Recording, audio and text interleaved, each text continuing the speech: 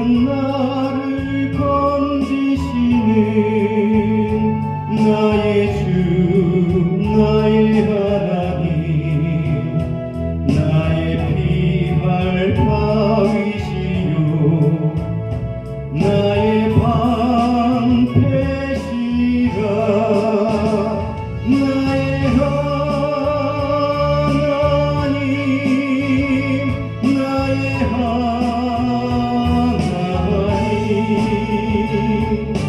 구원의 뿌리시요 나의 산성이라 나의 하나님 나의 하나님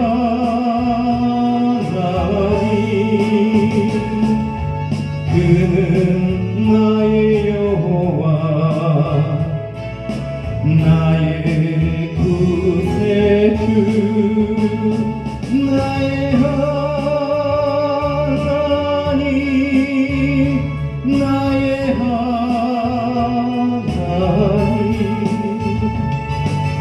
그는 나의 여호와 나의 구세주 나의 생명이신 여호와여 내가 주님을 찬양합니다 주는 나의 사랑이시며 나의 의지시라 주는 나를 이끄시어 주의 길 인도하시며 나의 생의 목자 되시니 내가 따르리라 나의 하나님 나의 하나님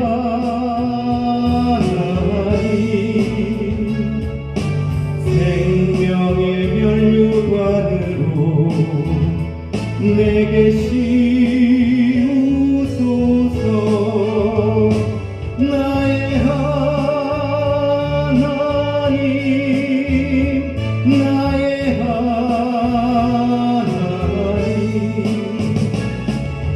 그는 나의 여호와 나의 구세주 나의 하나님 나의 하나님 그는 나의 여호와 나의 구세주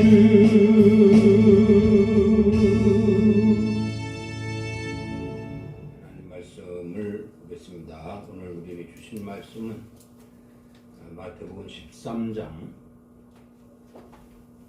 13절에서 14절까지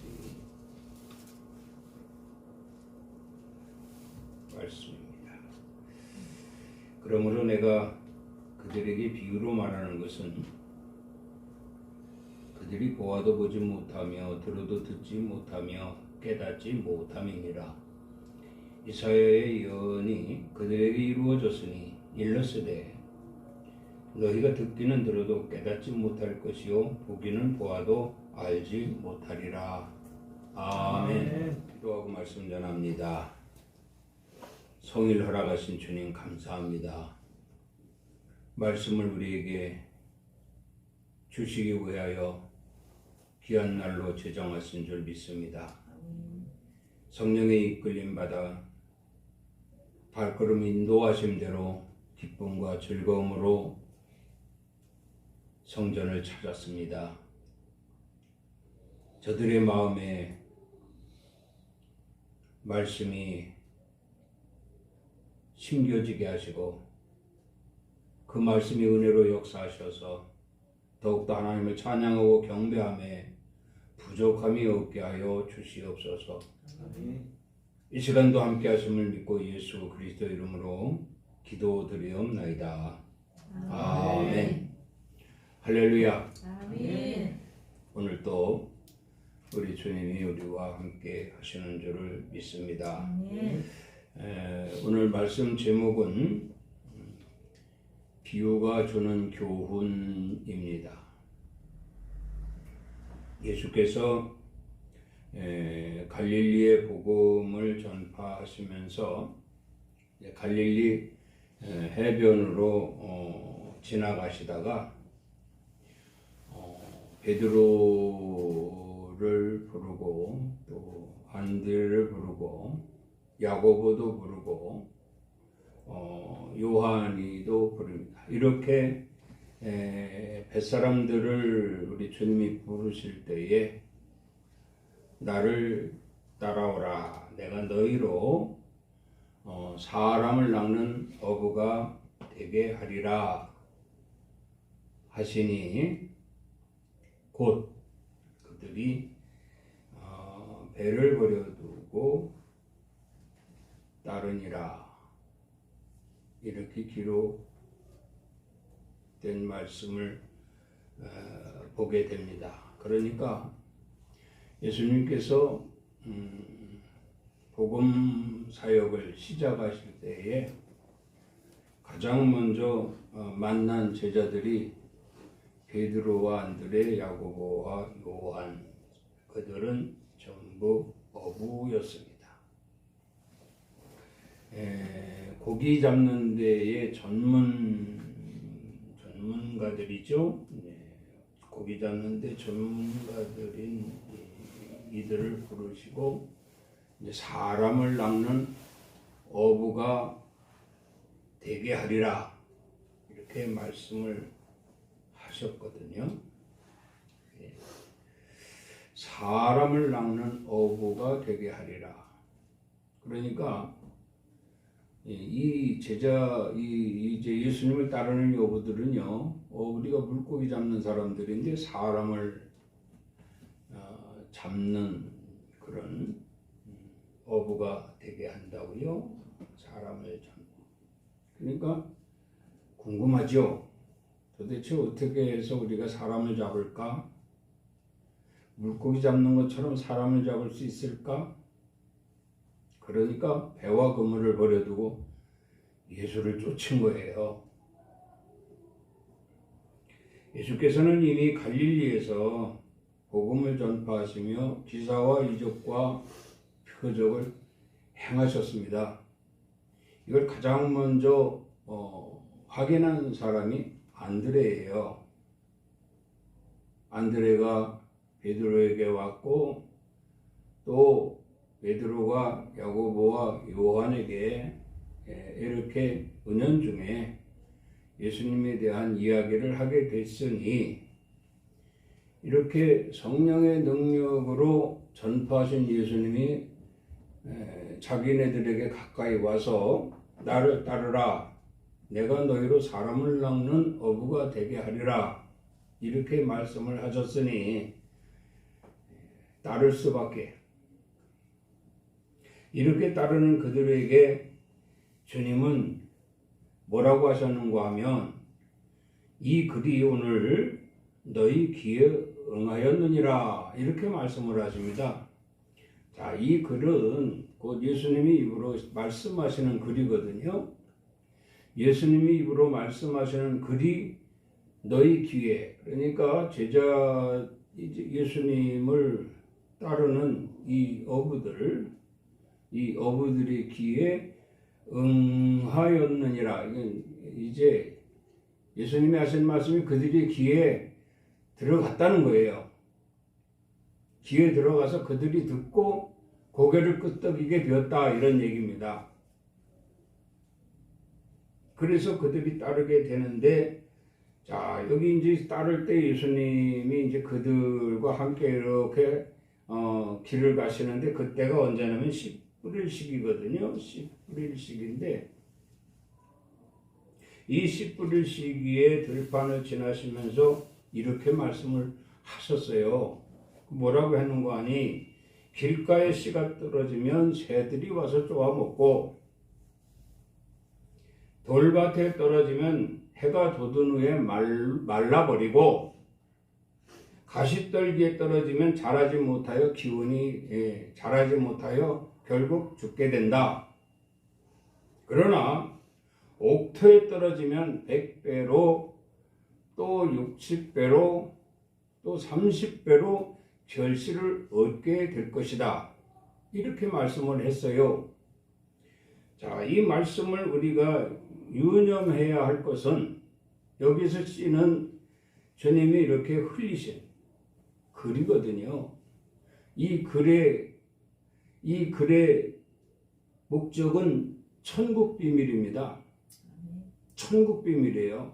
예수님이 천국 비밀을 전파하시면서 오늘 너의 귀에 내가 전하는 이 천국 비밀이 응하였다. 이렇게 말씀을 하신 거죠. 다시 말씀드리면 예수님이 오라, 나를 따라오라 했을 때 따라온 자들에게 하신 말씀이에요. 너희 귀에 내가 하는 말이 응하였다. 그러니 자, 여기서 씨는 말씀이거든요. 이 말씀이 길가에 떨어지면 새가 쪼아먹고, 잘 알고 있는 말씀이잖아요. 비유 말씀. 오늘 앉아서 여러분이 마음이 길가와 같다면 그 자리에서 새가 쪼아먹어 버립니다. 돌받치면 혹 나갈 때까지는 견딘다 할지라도 나가서 바로 말라 죽어버려요. 꽁꽁 기밭이다라고 하면 집에까지는 갑니다. 집에까지는 가는데 하루 이틀 지나면서 기운이 없어 결국 뿌리가 썩어 죽어버립니다. 그러나 옥토에 떨어지면 100배로 60배로 30배로 결실을 얻느니라. 그러니 너희가 무엇이 되었으면 좋겠느냐 이런 얘기죠. 그러니까 이들의 마음에 이왕이면 옥토가 되는 게 좋겠지요. 자, 이렇게 그 환경에 따라서, 그 상황에 따라서, 그 여건에 따라서 주님은 알아듣게끔, 쉽게 깨달을 수 있게끔 비유로 말씀하셨던 것을 보게 되는 것입니다. 또한 큰 나무 그늘을 지나시면서 말씀하시기를 작은 씨가 자라서 나무가 되매 새들이 와서 깃드느니라 이렇게 말씀을 하셨어요. 큰 나무 그늘을 지나시면서 이것이 작은 씨가 심겨졌는데 이렇게 큰 나무가 돼서 많은 새들이 와서 깃드느니라 그런 말씀이거든요. 자, 이것도 역시 이해를 할 수 있는 비유 말씀이 되겠고요. 이어서 천국을 소개하실 때에 가루 서말 속에 갖다 넣어 전부 부풀게 한 누룩과 같다. 천국은 마치 천국을 소개할 때 이렇게 말씀을 하셨어요. 여기에 보면은 가루 서말이라고 하는 것은 헤아릴 수 없는 많은 미세한 분말이거든요. 우리는 흔히 쉽게 말할 때에 하나님과 나 자신을 비교할 때, 이 세상에 존재하는 그 어떤 가치를 비교할 때 티끌 같다라고 말을 합니다. 먼지 같은 인생이라는 거죠. 이 많은 인생들을 가루로 비유하신 겁니다. 가루 서말을 갖다가 물을 붓는다는 거죠. 뭐 반죽을 해야 되니까 물을 붓는데 그 물을 부어서 반죽을 하면 한 덩어리가 되지 않겠습니까? 여기서 물은 하나님 말씀이고요. 말씀으로 한 덩어리가 되어지는 그 상황에 누룩을 갖다 넣는다 이 말입니다. 누룩을 갖다 놓으면 그것이 엄청 크게 부풀어요. 부풀으면 결국 그것이 누룩과 같다 이렇게 말씀을 하셨으니까 가루 서말 속에 갖다 넣어 부풀게 한 누룩과 같다. 누룩 비유입니다. 이것이 누룩 비유. 그래서 하나님 나라가 완성되는 거예요. 그러니까 하나의 빵을 만들 수 있는 모든 여건이 되지 않겠습니까? 가루를 갖다가 물을 붓고 반죽을 해서 거기에 누룩을 넣어 숙성시키면 거의 이튿날 아침이면 큰 덩어리가 되지 않습니까? 그것이 완성품이에요. 그것을 떼어서 뭐 거기다 고무를 넣어 빵을 만들고 만두를 만들고 이런 뭐 어떤 먹을 수 있는 이러한 것을 만들 수 있는 완성품이 된다 이런 말씀이에요. 천국은 이렇게 완성품이 될 것이다. 이렇게 완성품을 만들 수 있는 누룩 비유를 말씀하셨으니 이 또한 역시 깨달을 수 있는 그런 말씀이죠. 또한 여기 보면 예수께서 집에 들어가실 때 제자들이 밭에 가라지 비유를 설명해 달라고 했습니다. 예수님 오다 보니까 밭에 곡식과 가라지가 같이 있는데 그 곡식과 가라지가 같이 있는 이유가 뭡니까? 그랬어요. 그러니까 예수님이 말씀하시죠. 가라지는 가라지를 뿌린 원수는 마귀요. 또 좋은 씨를 뿌리는 이는 인자라. 좋은 씨를 뿌리는 이는 인자라. 예수님이라 이 말이죠. 하나님이다 이 말이에요. 그리고 거기에 가라지 씨를 뿌린 것은 마귀가 뿌렸다는 얘기입니다. 그런데 여기서 더 중요한 말씀이 뭔가 하면은 추수 때 가라지는 거두어 불에 사르는 것 같이 세상 것도 이러하리라 그랬거든요.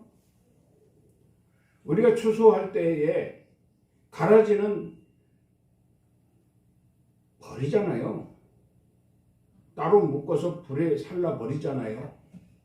그럼 왜 가라지를 미리 뽑지 않고 그냥 놔두느냐? 그 알곡을 다칠까봐 그냥 놔뒀다는 거예요. 오죽하면 농부가 물었잖아요. 주인에게. 주인님, 저 논에 들어가서 저 밭에 들어가서 가라지를 뽑아야 되겠습니까? 뽑아야 되겠습니다 라고 하니까 주인이 그냥 놔둬라. 가라지 뽑다가 알곡을 다칠라. 그러니까 그대로 알곡과 가라지가 그대로 자란 거예요.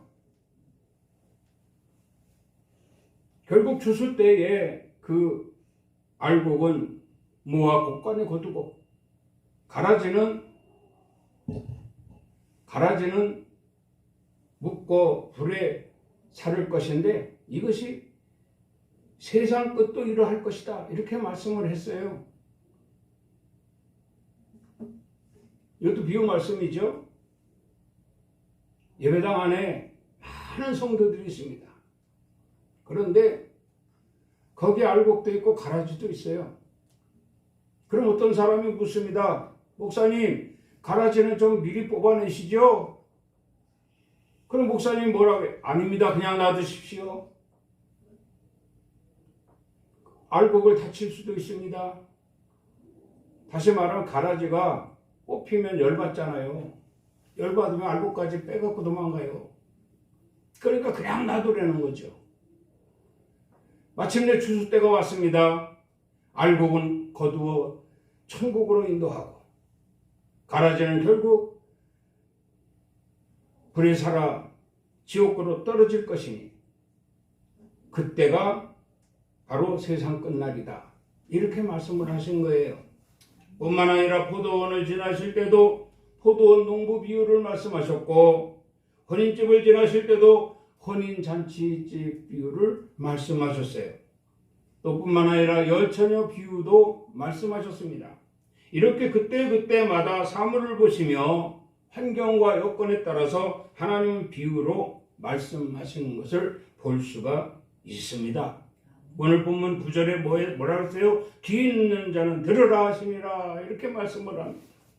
귀 있는 자는 들으라. 다시 말씀드리면 이 글, 즉 천국 비밀은 오늘 너희의 귀에 응하였느니라.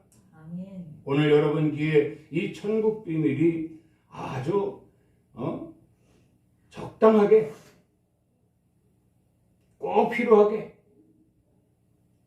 여러분 귀에 들어갔다는 사실입니다. 아멘.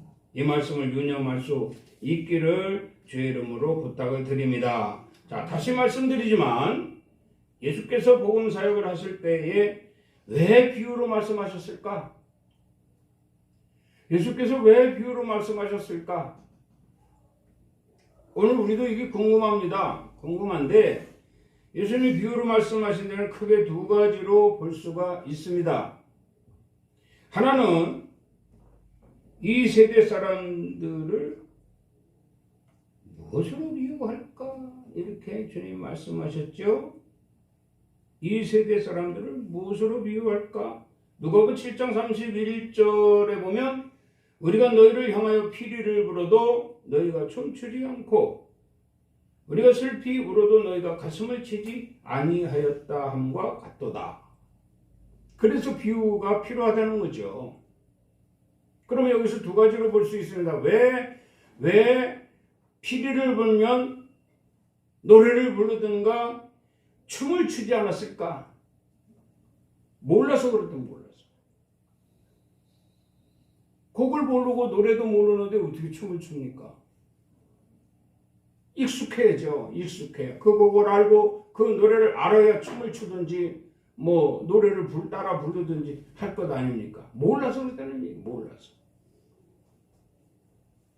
오늘 보면 이 비유 말씀의 시초가 뭡니까? 어부들을 불러서 그들로 사람을 낳는 어부가 되게 하리라 하신 말씀, 그 말씀도 역시 비유 말씀이거든요. 그 말씀도 비유 말씀이에요. 물고기 잡는 어부는 뭘 알겠어요? 모른다 이 말입니다. 그래서 주님은 그들로 시작한 제자들을 불러보고 그들과 함께 비유로 말씀하시면서 사역을 하셨다. 이렇게 보게 되는 것이죠. 또 하나는 뭔가 하면 거부 반응입니다. 거부 반응. 지금 노래 부를 때입니까? 지금 피리 부를 때입니까? 하고서 거부 반응을 일으키는 거예요. 지금 그 설교가 나에게 합당한 설교입니까? 아멘 안 해요. 아멘 안 해요. 아멘이십니까? 하고 아멘 하라고 하면 그래도 안 해요. 그래도 안 해요. 여러분 이런 사람 많습니다. 그래도 말씀을 전하면서 아멘이십니까? 라고 질문할 때는 너무 조용하기 때문에 반응이 없기 때문에 유도하는 거거든요. 그런데도 아멘을 안 해요. 그러면 이걸 어떻게 합니까? 야, 말씀이 어려워서 그러나? 말씀이 가벼워서 그러나? 그러면 그 환경에 맞게, 그 여건에 맞게 예를 들자면 그 사람의 어떠한 환경이나 여건이나 그 사람의 생활, 사생활이나 어떠한 그 사람의 삶에 비추어서 알아들을 수 있고 빠르게 이해할 수 있도록 비유로 말씀을 전하자. 비유로 말씀을 전하자. 그 얘기입니다. 그 어떤 사람들은요, 하나님 말씀을 전하면 어렵다고 그래요. 그런데 예화나 또 뭐 간증이나 뭐 이런 거 하면요, 세상 말이나 말이죠. 세상 말이나 이런 것들 아주 귀에 쏙쏙 들어오거든요. 이게 문제거든요. 복음을 전하러 오셨는데, 천국의 비밀을 전하러 오셨는데, 그건 어렵다고 안 듣고, 세상만 하면 그걸 묻고 까불고, 반응하고 말이죠. 그런데 맞습니다. 그러다 보니까 강단에서 세상 말하고 욕하고, 비난하고, 어떤 사람 매도하고, 불신하고, 막 그런 설교하는 거예요. 이건 절대 금물입니다. 오직 강단에서는 천국 비밀만 전하면 되는 거예요. 천국 복음만 전하면 되는 거예요. 믿으시기 바랍니다. 아멘. 또 하나는 오늘 본문 말씀에 나옵니다. 이 백성들의 마음이 완악하여져서 그 귀는 듣기에 둔하고 눈은 감았으니 너희가 보고자 하여도 보지 못하겠고 듣고자 해도 듣지 못하였느니라. 그랬죠? 비유로 말하면 그들이 보아도 보지 못하며 들어도 듣지 못하며 깨닫지 못함이니라. 그러면 왜 비유로 말씀하십니까? 하고 10절에 묻습니다. 예수께 나와 이르되 어찌하여 그들에게 비유로 말씀하시나이까? 어찌하여 그들에게 비유로 말씀하시나이까? 대답하여 이르시되 천국의 비밀을 아는 것이 너희에게는 허락되었으나 그들에게는 아니 되었나니 이렇게 말씀합니다. 아니 너희라고 하는 것은 제자들이죠. 지금 질문을 하는 제자들에게 하시는 말씀. 너희들에게는 허락되었다 이런 말씀입니다. 그러나 저들에게는 허락되지 않아. 주님은 이렇게 참 지혜로우신 분입니다. 제자들은요 지금 우리를 불렀잖아요. 예수님이 불러서 예수님이 제자가 됐어요. 예수님의 제자가 되었으면 우리를 감싸주고 우리가 우선이 되고 저들보다는 우리가 나아야 된다는 거죠. 이런 사고방식을 갖고 있는 겁니다. 그러니까 여기 보면 예수께 나와 있는데 어찌하여 그들에게는 비유로 말씀하시나이까? 왜 알아듣기 쉽게 말씀하느냐 이거예요. 우리보다도 왜 저들을 알아듣기 쉽게 비유로 말씀하십니까? 이거거든요. 그리고 예수님이 들으실 때는 이 질문이 좀 묘하다. 제자들의 질문이 묘한 거잖아요. 그러니까 예수님 말씀하시는 거예요. 천국 비밀을 너희에게는 허락되었으나 저들에게는 허락되지 않았다. 그러니까 너희는 이미 허락된 자들이다. 저들에게 비유로 말한다 할지라도 저들이 알아듣게 내가 비유로 말한다 할지라도 오해하지 마라. 너희는 이미 허락되었다 이런 얘기죠. 그럼 오늘 저와 여러분들은 이미 허락된 백성들인 줄 믿습니다. 아멘. 우리 허락된 백성들이에요. 그렇다고 하면 어쨌든 간에 이렇게 말씀을 주심에 있어서 말씀을 선포하시는 하나님의 종들, 목사님들이 말씀을 선포하잖아요. 이 말씀을 선포하는 목사님들의 생각과 목사님들의 계획과 목사님들의 어떠한 하나님 중심에서의 지름길을 바르게 갈 수 있는 길을 제시하기 위한 여러 가지 방법을 말씀을 통해서 하게 되거든요. 그런 것을 우리가 이해한다면 오늘 제자들이 이렇게 질문을 하면 안 되겠지요. 이렇게 질문하면 안 됩니다. 그저 감사할 뿐이죠. 많은 사람들이 누룩비유가 바로 그거 아닙니까? 우리 전부 미세한 먼지 같은 인생들입니다. 모두가 다 한 덩어리가 돼서 하나님이 원하시는 저 천국 백성들이 돼야 되는 게 목적이거든요. 이걸 위해서 주님이 오신 거고요. 이 강단에 성령이 부어주시는 것도 바로 이것 때문에 부어주시는 거예요. 모든 일들이 다 갈 수 있게끔. 그러니까 예수님에게 질문하기 전에 먼저 이해를 하는 이해를 하는 제자들이 되어야 된다는 거예요. 그저 따르기만 하면 되거든요. 자, 그럼 오늘 두 가지로 우리에게 말씀을 주시는데, 먼저 첫 번째로는 오늘 본문 11절에 말씀을 하죠. 11절에 천국 비밀이 나옵니다.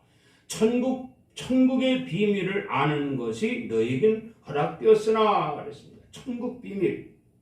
여러분, 이 천국 비밀을 저는 이렇게 봅니다. 천국 비밀은 첫째로는 영혼 구원입니다. 영혼 구원. 저와 여러분들은 이미 영혼이 구원됐어요. 아멘. 누구로? 예수 그리스도로. 아멘. 예수 그리스도를 믿는 자마다 다 구원을 받게 되었습니다. 우리도 예수 그리스도를 믿기 때문에 우리도 구원을 받았어요. 그러니까 예수 그리스도로 말미암아 우리가 구원받은 것이 바로 천국 비밀입니다. 다른 것으로는 구원이 없어요. 오직 예수 그리스도만이 우리를 구원하실 분이다 이런 얘기입니다. 이게 천국 비밀이에요. 그 다음에 두 번째는 뭐냐면 영생이 있어요. 영생. 영생은 뭡니까? 영혼이 죽지 않는 것이 영생입니다. 우리가 예수 믿기 전에는 다 다 그냥 육신이고 영혼이고 다 죽는 줄 알았어요. 그냥 그것으로 끝나는 것으로 알았어요. 그런데 그 영혼이 하나님이 부어주신, 하나님이 생명으로 넣어주신, 흙으로 사람의 몸을 막 빚어 놓으시고 그 코에 생명을 넣어서 사람이 되게 하셨으니 그 생명의 주인이 하나님이시다 이 말입니다. 아멘. 그럼 우리 영혼이 하나님께로 가야 되는 게 당연한 거거든요. 이걸 몰랐었다 이런 말씀이에요. 그런데 이제 알게 되는 것이죠. 무엇으로 인해? 천국 비밀을 통해서. 우리는 그러니까 내 영혼은 천국 백성이다 이런 말씀이에요. 아멘. 지금 이 지구상에서 육신을 가지고 있는 이 몸은 대한민국 백성이지만 우리가 영과 육이 분리되어지면 내 영혼은 천국 아버지 나라 저 천국 백성이 되는 거예요. 그 천국 백성으로의 그 특징이 있습니다. 그게 바로 영생입니다. 영생. 그리고 또 하나 있어요.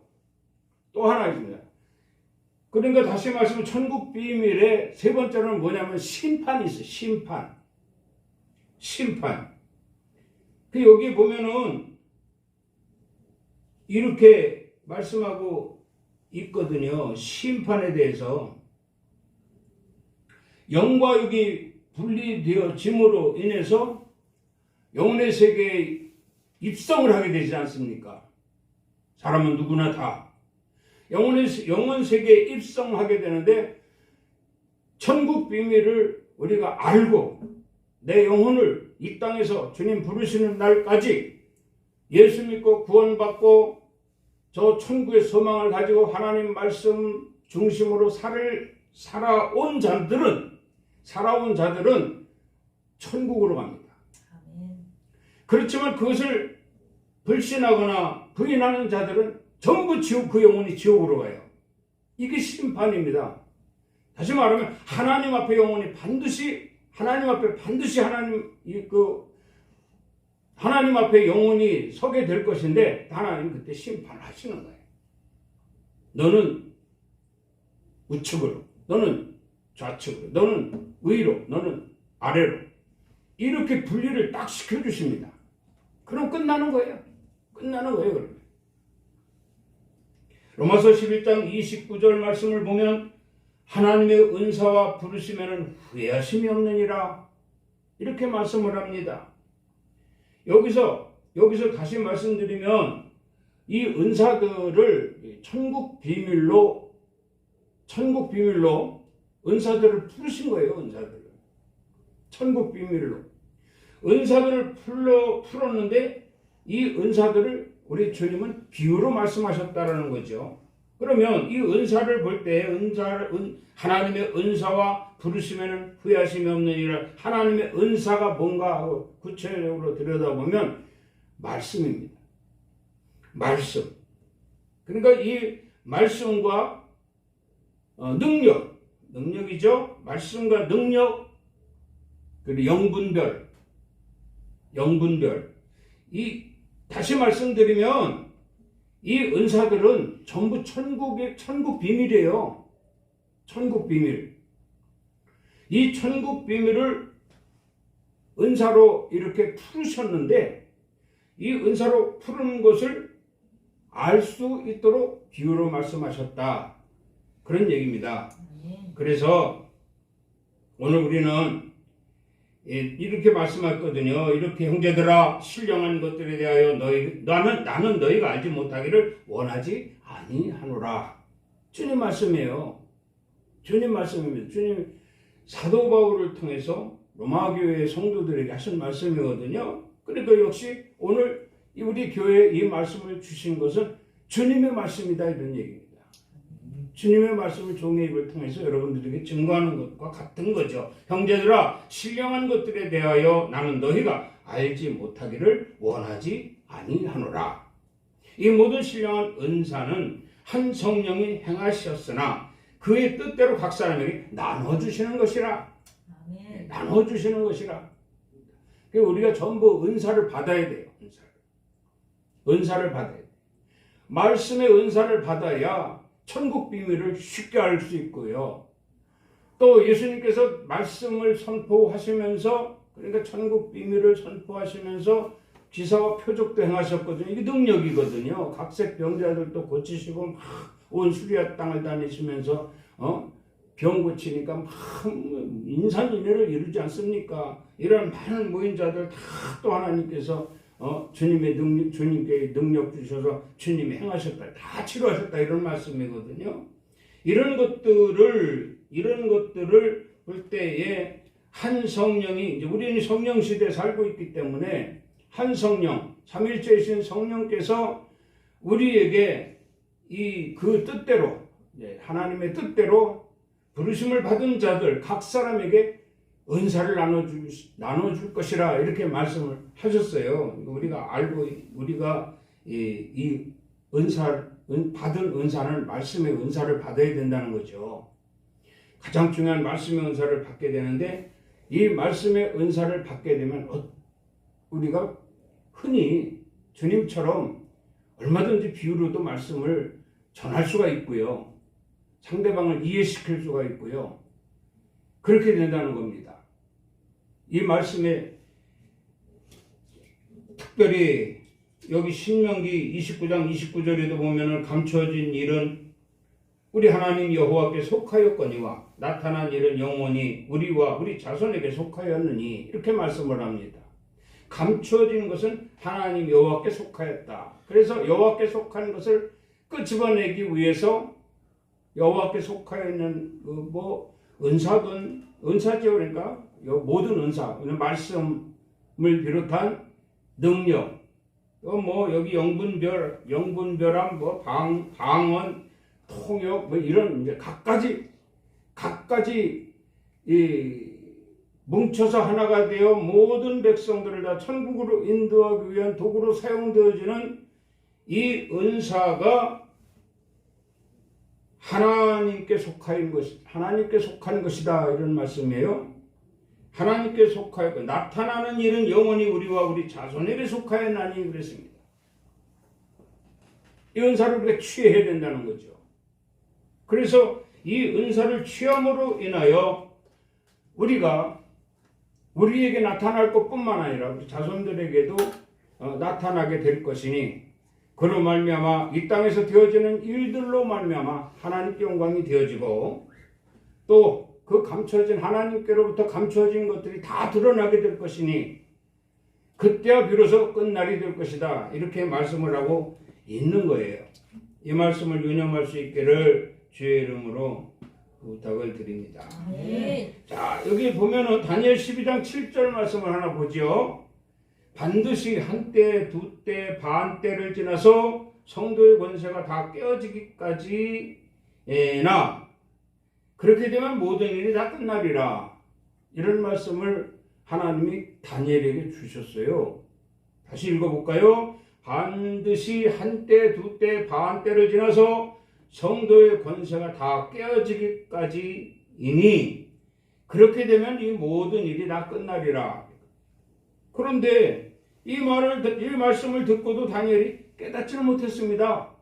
하나님 이게 무슨 말씀입니까? 라고 깨닫지는 못했어요. 자, 그러나 여기 보면은 다니엘이 바벨론에서 왕을 4명을 섬깁니다. 왕을 4명을 섬기게 되는데 우리가 알죠. 느부갓네살, 벨사살, 다리오, 고레스 이 4명을 섬기게 되는데 이 4명을 섬기면서 사실 다니엘은 바벨론에 권세 있는 사람이었어요. 왕들이 다 다니엘을 높여주고 아주 다니엘이 바벨론에서 괜찮 정말 이게 다 하나님의 은혜라는 거죠. 다니엘이 생각해 이게 다 하나님의 은혜예요. 이것이 좀 계속됐으면 좋겠는데 말이죠. 사람의 욕심이잖아요. 그러니까 우리가 말하면요, 우리 신앙생활 하나님 말씀에 은혜가 하나님 말씀을 이해하고 깨달을 수 있을 때는 내가 꼭 그 말씀이 필요할 때거든요. 그러나 등 따숩고 배부르면요 하나님 말씀 건성으로 듣게 되잖아요. 그러면 이해를 못해요. 이해를. 그러니까 이거 건성으로 들은 거예요. 반드시 한때 두때 반 두 때 반 때를 지나서 성도의 권세가 다 깨어지기까지이니 그렇게 되면 이 모든 일이 다 끝나려. 바벨론이 그러니까 망할 때, 바벨론이 망할 때 결국 다니엘도 권세가 끝난다 이런 얘기죠. 그렇게 될 거라는 걸 말씀한 거예요. 그러나 깨닫지 못하잖아요. 자, 그 말 이렇게 말씀합니다. 자, 그것이 깨어질 때가 되면 다 끝날 것이니, 그것이 깨어질 때가 되면 다 끝날 것이, 네가 가고 나면 내가 봉함을 할 것이라. 다시는 너와 같이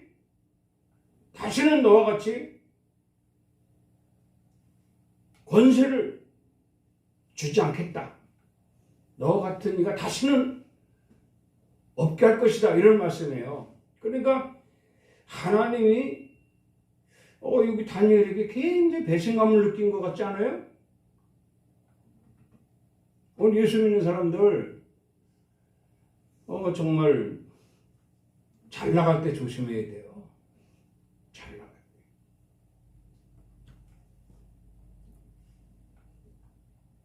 저는 그렇게 생각합니다. 그렇다고 해서 항상 어려워서 그냥 주님만 맨날 울고불고 찾고 그래야 되는, 그것도 좀 그렇잖아요? 그러면 교회는 맨날 우는 데인가? 응?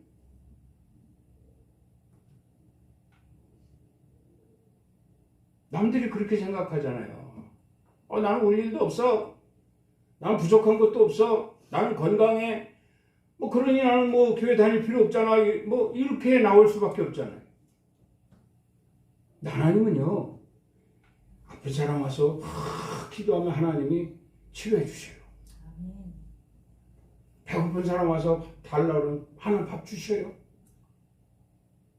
약한 자들이 와서 강해지길 원하면 강하게 해주셔요.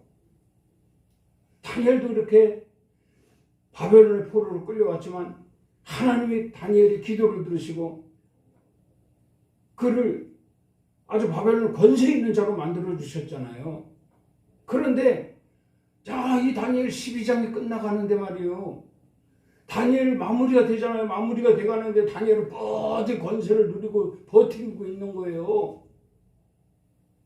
거기다도 한때, 두때, 반때 이렇게 하시면서 마지막이 올 것이다라고까지 했는데도 못 깨달아요. 못 깨달아. 그럴 수밖에 없잖아요.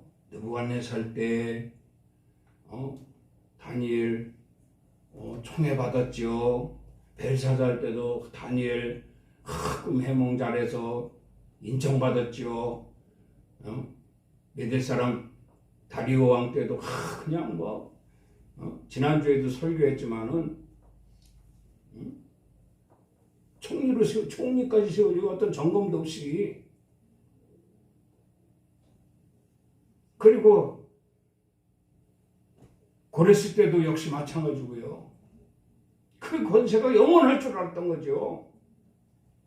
그런데 그렇지 못하다 이 말입니다. 그렇지 못하다. 반드시 때가 올 것인데 그때는 내가 그때는 이제 다 끝날 것이다. 아이고 그렇습니까 주님, 제가 잘못했습니다. 이 권세가 영원한 줄 알았는데 주여 제가 잘못했습니다. 이렇게 깨달아야 돼요. 이렇게 깨달아서 넙죽 엎드려야 됩니다. 그런데 못 깨달아. 그러니까 주님이 뭐라고 했어요? 자, 봉함이 있게 될 것이다. 봉함이 있게 되면 막 봉해버리겠다는, 다시 말하면 너 같은 자는 이제 앞으로 있게 하지 않을 것이다 이런 얘기죠. 그런데 좀 이런 사람도 좀 있어야 되잖아요. 그만큼만 해서 그냥 맨날 지지고 볶고 이렇게 우리 신앙생활 하면은 좀 그것도 그렇잖아요. 좀 잘 나가서 정말 티코 끌고 다니던 사람이 벤츠도 좀 끌고 말이에요. 축복받아가지고. 근데 얼마든지 하나님 그렇게 해주실 것인데 깨닫지 못하면 이렇게 처벌을 받는 거예요. 깨닫지 못하면. 깨달을 수 있도록 주님은 여러 가지 비유로도 말씀하시고 천국 비밀을 증거하셨다라는 겁니다. 깨달을 수 있는 성도들이 되기를 주의 이름으로 축원합니다. 아멘. 두 번째로 이게 뭐냐면 두 번째로 그렇죠. 진리를 깨닫게 한다는 거예요. 14절 말씀이 있습니다. 14절 이사야의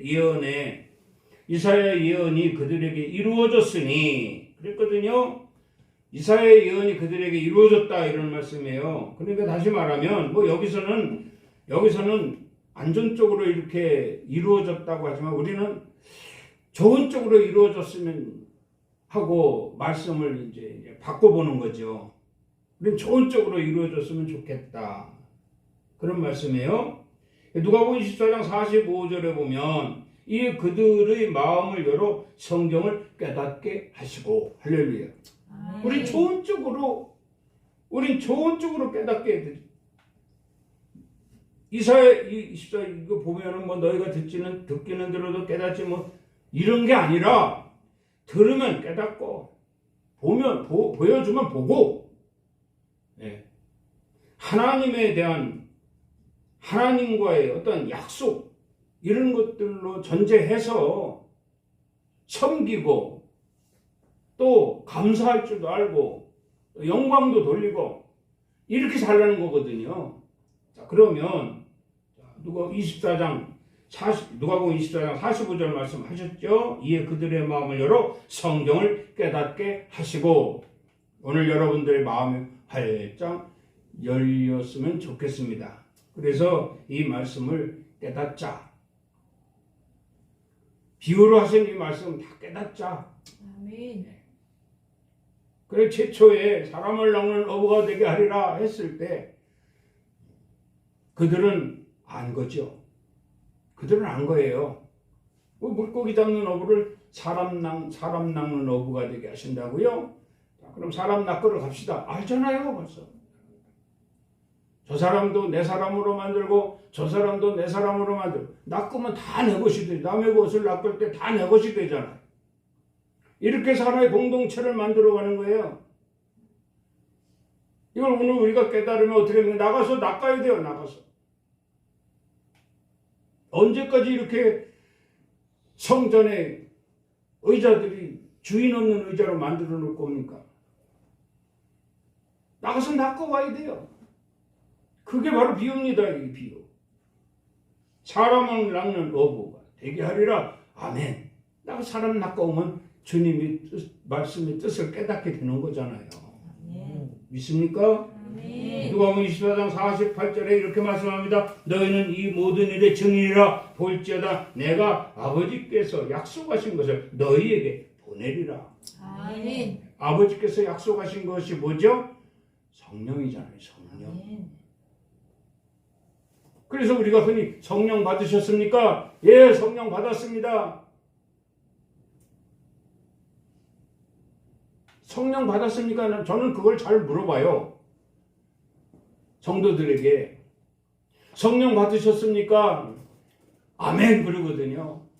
성령 받으면 무조건 무조건 하나님 말씀에 예스예요. 예스. 성령 받은 사람들. 그러니까 얼마나 이게 편합니까 서로. 말씀으로 서로 교제가 이루어지는 거잖아요. 그래서 항상 성령 받으셨습니까? 이렇게 물어본단 말이에요. 볼지어다 내가 아버지께서 약속하신 것을 너희에게 보내리라. 우리에게 이미 보내주셨어요. 이것도 성령을 보내주리라 이렇게 했으면 좋은데 약속하신 것을 보내주리라 그러니까 또 이것도 또 비유가 될 수가 있지요. 그래서 하나님 말씀 자체는 오로지 천국 비밀입니다. 천국.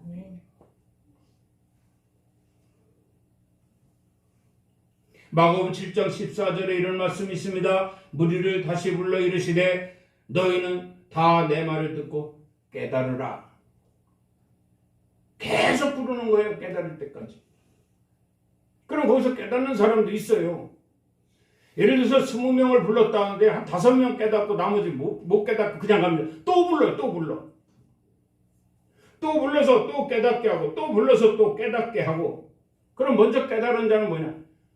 역시 오늘 제자들이 이렇게 질문을 예수께 나와 이르되 어찌하여 그들에게 비유로 말씀하시나이까? 우리는 깨달았는데. 그럼 우리가 중요한 것이지 왜 저들까지도 다 이렇게 하려고 합니까? 라는 제자들의 모순이죠. 그런데 여전히 주님은 모든 일을 다 끌어안겠다는 얘기입니다. 또 부르고 또 부르고 또 불러서 계속해서 깨닫게 하시겠다 이런 말씀이에요. 그러면서 말씀하잖아요. 아직도 너희가 깨닫지 못하느냐? 아직도 너희가 깨닫지 못하느냐? 어떻게 이렇게 깨달음이 없느냐? 이런 소리 듣지 말아야죠.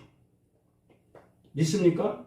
아멘. 나는 깨달았습니다. 또 이렇게 하면은 또 거기서 교만마귀가 들어가요. 오늘 제자들도 오늘 본문의 이 제자들도 교만마귀 들어간 거예요. 말씀 안 하시면 좋은데 왜 비유로까지 말씀해 저들을 깨닫게 하느냐 이런 얘기거든요.